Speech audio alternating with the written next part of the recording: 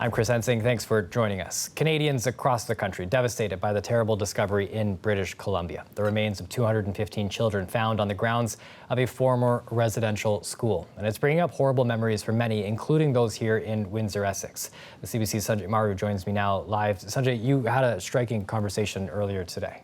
That's right, Chris. I spoke with a mother of three who was told as a child to hide her identity out of fear of how her family would be treated by others because of who they are.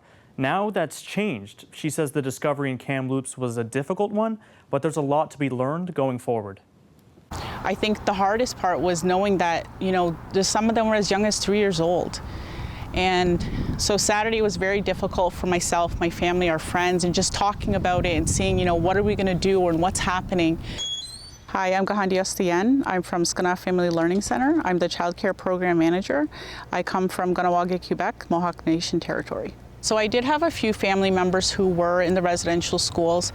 Some of the stories you didn't really hear. You kind of hear a little bit here and there, but they came back to the reservation, Kahnawake, and they never talked about their stories. But then they were never the same. They didn't have children of their own. So a lot of that generation of, children, grandchildren, future, it was lost. But when I was younger, we weren't really allowed to say who we were. It was very difficult as a child. We were, our parents, grandparents, just fit in. Don't expect them to know that you're First Nations or where you're from because we didn't want to be known. But as a teenager and more information came out and I was an adult, I said, no, we're going to be heard. I want my children to be proud of who they are, where they're from.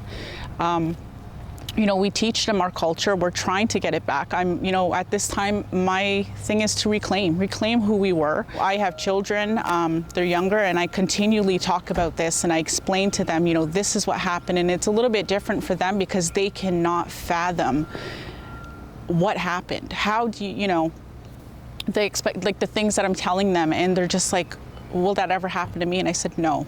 This is stopping with us. We don't ever want this to happen again. We need to continue speaking and sharing our stories and sharing our information.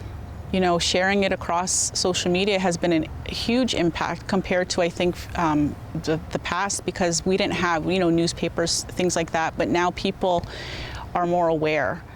And we just want them to continue. Don't let this, the story die. It's going to continue happening. Unfortunately, we might hear of more children being found, but then we get to ensure that their voices are heard for the ones who were lost. And that was just one of many tough conversations happening across the country.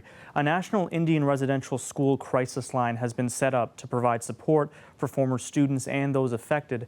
People can also access emotional and crisis referral services by calling the 24-hour national crisis line that you can see on your screen at 1-866-925-4419. Thanks, Sanjay. CBC's Sanjay Maru, live tonight.